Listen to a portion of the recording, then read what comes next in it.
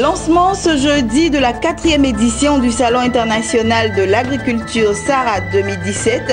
Pour cette année, le thème retenu est transformation structurelle de l'économie agricole face au changement climatique. Vous aurez les détails tout à l'heure. Fin de la prolifération des médicaments de rue en Côte d'Ivoire. Le ministère de la Santé et de l'Hygiène publique a procédé au déguerpissement des commerçants de médicaments de rue de Roxy dans la commune d'Adjamé à Abidjan. Et puis les agents du contrôle financier, membres de la mutuelle des agents du contrôle financier en abrégé MUCAF, ont visité la ville de San Pedro dans le sud-ouest de la Côte d'Ivoire. Des dons de cantines scolaires ont été faits aux écoles de Gabiadji et de Ponero. Bonsoir à tous et bienvenue au journal de Business 24 Africa. La 4e édition du Salon international de l'agriculture et des ressources animales d'Abidjan, SARA 2017, a été lancée ce jeudi 4 mai à Abidjan, placée sous le thème « Transformation structurelle de l'économie agricole face au changement climatique ». Cette année, l'Afrique du Sud est le pays à l'honneur à ce grand rendez-vous de l'agriculture et des ressources animales, prévu du 17 au 26 novembre prochain. Le lancement du SARA 2017 s'est fait en présence de plusieurs personnalités politiques ivoiriennes.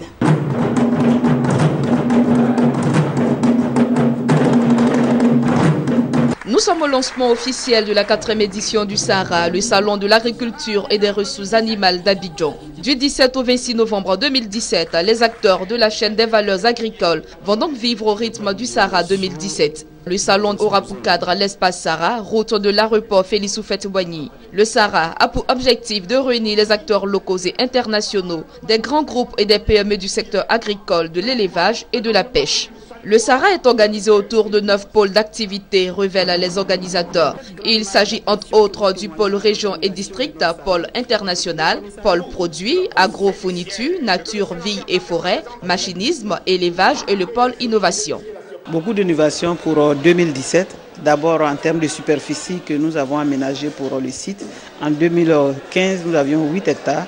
En 2017, nous agrandissons à 10 hectares. Une autre innovation, c'est la création d'un nouveau pôle que nous avons appelé Pôle Innovation, où nous attendons tous ceux qui ont pu découvrir ou mis au point des nouvelles technologies, des procédés de fabrication, des techniques culturelles nouvelles qui méritent d'être diffusées, qui méritent d'être connues par tous les producteurs de Côte d'Ivoire et d'ailleurs qui viennent au SARA. Le pôle élevage de 2015 va être encore amélioré. Cette année, le thème retenu est « Transformation structurelle de l'économie agricole face au changement climatique ». Le SARA, il faut le rappeler, bénéficie du soutien institutionnel de l'État de Côte d'Ivoire. En témoigne la présence à la cérémonie de lancement du Premier ministre Amadou Gon Coulibaly, des ministres en charge des ressources animales et halieutiques Adjoumani Kwasi Kobenan, des eaux et forêts Issa Coulibaly et de l'agriculture et du développement rural Mamadou Sangafoua Coulibaly. L'État crée cette plateforme. Mais en réalité, c'est pour permettre au secteur et aux acteurs d'avoir des échanges et d'accroître les investissements privés dans le secteur. Parce que le secteur ne pourra pas être développé de façon durable avec des investissements publics. Nous aurons des animaux qui viendront d'Europe, qui viendront du Brésil. Et nous avons décidé aussi de mettre l'accent sur les élevages au niveau national. Nous avons des grands éleveurs qui ont fait venir des animaux d'ailleurs, qui, à partir des croisements, disposent d'animaux assez rustiques qui s'adaptent à nos climats. Beaucoup de gens ne le savent pas et ce sera l'occasion pour nous d'exposer tous ces animaux et de montrer à la face du monde que la Côte d'Ivoire est bel et bien un pays d'élevage. Pour rappel, le SARA 2015 avait enregistré plus de 200 000 visiteurs, 600 entreprises exposantes et 18 pays représentés. Pour le SARA 2017, les organisateurs tablent sur 300 000 visiteurs, 800 exposants et 25 pays invités. Après le Maroc en 2015, l'Afrique du Sud est le pays invité de l'édition 2017. Un reportage de Sandrine Bamba et Soro Chilina. Parlons santé à présent. Les commerçants de médicaments de rue de Roxy, la plus grande pharmacie de rue de Côte d'Ivoire dans la commune commerciale d'Adjamé, ont été déguerpis mercredi par la gendarmerie et la police nationale. L'opération est du ministère de la Santé et de l'Hygiène publique, décidée à mettre fin à la prolifération des médicaments de rue en Côte d'Ivoire. Ce n'est pas la première fois que Roxy est déguerpie, mais au ministère de la Santé et de l'Hygiène publique, on annonce que la lutte contre les faux médicaments ne fait que commencer. Jean-Charles Sibaï et Max Soubi. Tôt ce mercredi matin, les commerçantes de médicaments de rue de la Roxy ont été surprises par la présence d'un fort détachement de la gendarmerie et de la police nationale. Sa mission était claire, détruire la plus grande pharmacie de rue de la commune commerciale d'Adjamé.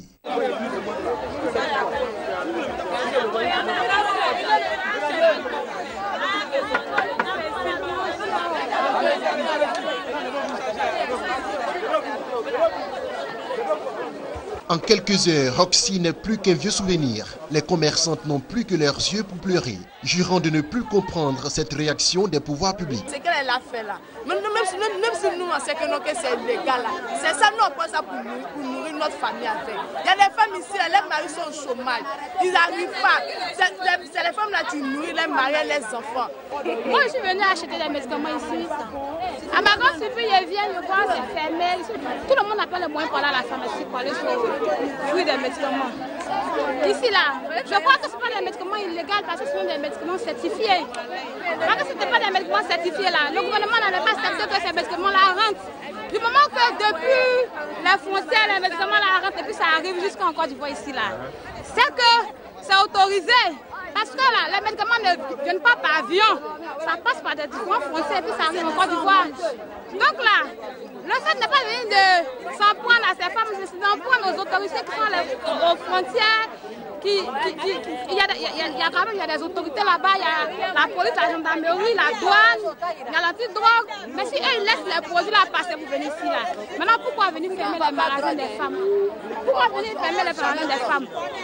Elles ne font pas pitié comme ça. Le déguerpissement des commerçantes de médicaments de rue de la Roxy est à l'initiative du ministère de la Santé et de l'Hygiène publique. En s'attaquant de façon frontale au cœur de la vente des médicaments de rue d'Abidjan, la ministre Raymonde Goudou Kofi veut sonner le glas de la prolifération des faux médicaments en Côte d'Ivoire. On a oublié qu'on a fait de la sensibilisation, on a oublié que nous avons rencontré toutes les personnes qui sont sur le terrain et qui vendent les médicaments de façon illicite. Et évidemment, nous au niveau du gouvernement, nous avons déroulé notre programme qui était celui d'abord d'identifier, n'est-ce pas, les personnes qui vendent ces médicaments, de les sensibiliser, de leur dire qu'elles sont totalement dans l'illégalité et que la vente de médicaments est une spécialité qui est dévolue aux pharmaciens, qui ont fait des études pour ça. Et dont le rôle principal est de conseiller avec des médicaments fabriqués dans des structures reconnues officiellement. Après ça, nous sommes passés à la phase de répression. Et la phase de répression, elle a commencé déjà par les saisies que nous avons faites dans certains domiciles, vous avez vu, où des personnes se permettaient de fabriquer des médicaments dans les arrière-cours de leur domicile ou alors dans l'arrière-cour de leur entreprise. Vous avez suivi.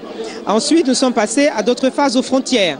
Nous avons, avec l'appui du ministère du Budget, des Finances, intérieures, Sécurité intérieure et Défense, il y a eu plusieurs saisies sur plusieurs années. Tout ça, ça rentre dans la phase de la sensibilisation pour faire comprendre aux gens que cette activité est illégale et que la Côte d'Ivoire ne peut pas continuer de soutenir de l'illégalité. C'est un état de droit. Maintenant, nous passons à la phase de répression. Voilà, la phase de répression, elle a commencé déjà par détruire Roxy. Nous avons saisi pratiquement 40 tonnes de médicaments hier. Voilà, et nous allons continuer. C'est un problème mondial. Notre rôle en tant que gouvernement, c'est de sensibiliser les populations et que les populations refusent d'acheter des médicaments dans la rue.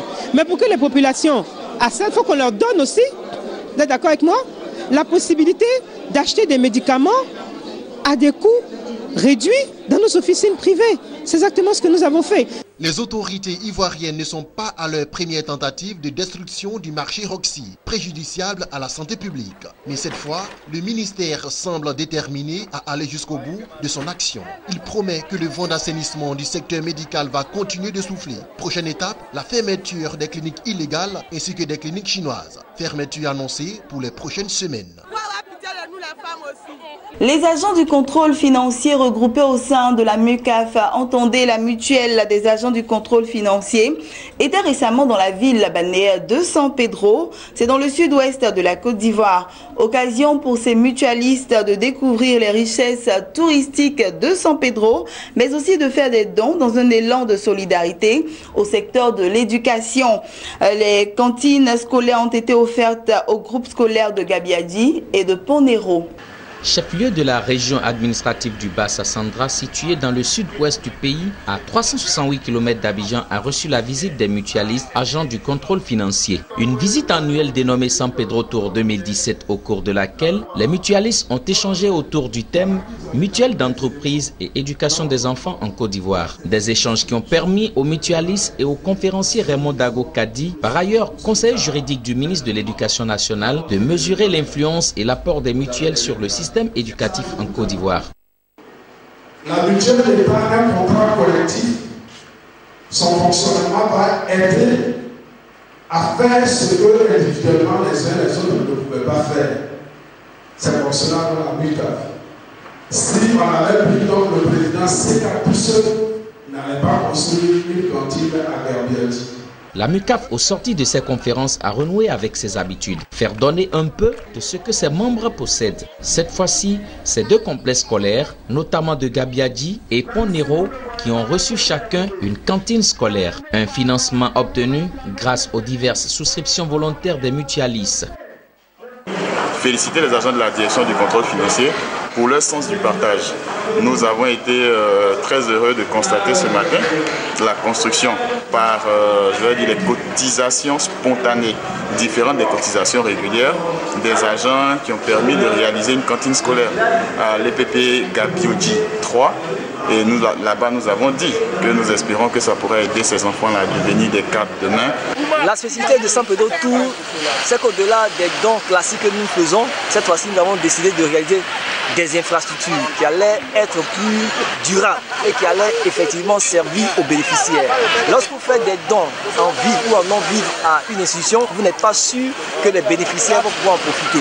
Mais lorsqu'il s'agit d'infrastructures, il est certain que plusieurs personnes, plusieurs générations pourront en profiter. Le San Pedro Tour 2017 était animé de plusieurs activités. Cross-country, visite touristique, beach time, dîner gala. Une ville balnéaire pour laquelle le tourisme joue un rôle important dans l'économie de la région du Bassa-Sandra. Venu soutenir l'initiative, l'honorable Anoblé, député de la région du Bassa-Sandra, a remercié ses hôtes pour le choix de San Pedro et les gestes de générosité. Aussi a-t-il espéré voir les Ivoiriens découvrir San Pedro, la ville aux plages paradisiaques. Voilà, c'était le reportage de Mondito et Alquao. Retour sur la célébration de la fête du travail à l'intérieur du pays. À Logwalé, ville située à l'ouest de la Côte d'Ivoire, les populations ont elles aussi participé à la fête du 1er mai. Et c'est autour du sport, facteur de rassemblement, que la mairie de Logwalé a fédéré tous les travailleurs de la ville. Et c'est un reportage de Théodore Konga, commenté par Lawani Babatunde.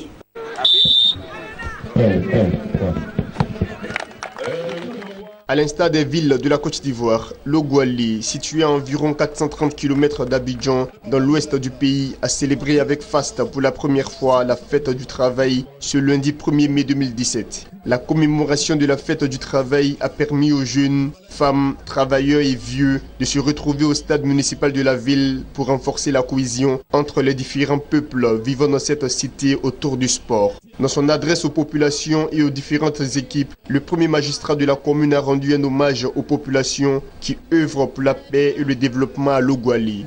La célébration de la fête du travail, pour vous exprimer toute ma gratitude à chacun d'entre vous pour tout ce que vous faites pour Logwalé, pour surtout le développement de l'Oguali. La finale de la coupe dotée du trophée Jeannette Badouel a opposé l'équipe de Ziriguiné et celle de Nyon Sport de Logouali. Au terme de 90 minutes de jeu, qui s'est soldé par 0 but partout, l'équipe de Nyon Sport bat celle de Ziriguiné par 3 buts à 2 au tir au but.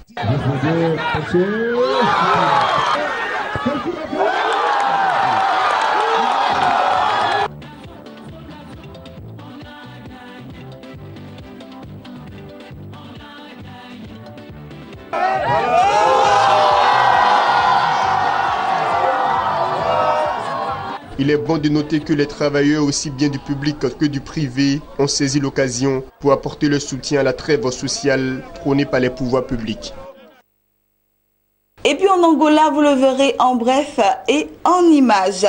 Pour stabiliser les réserves extérieures, l'Angola devra dévaluer sa monnaie nationale, le Kwanza.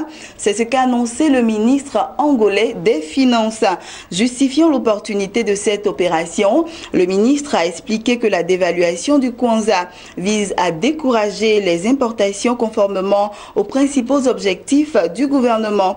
Le ministre a également déclaré que le gouvernement développe un programme spécial pour s'attaquer au fort niveau des importations qui ont un impact négatif sur l'économie du pays, entraînant la pénurie des devises étrangères. Le programme gouvernemental comporte un ensemble de mesures visant à réduire les effets secondaires de la dévaluation, de sorte à ce que le réajustement du taux de change ne soit pas une mesure isolée. Et c'est ici que nous refermons ce journal. J'ai été très heureuse de vous l'avoir présenté. Je vous donne rendez-vous vendredi 21h pour une nouvelle édition.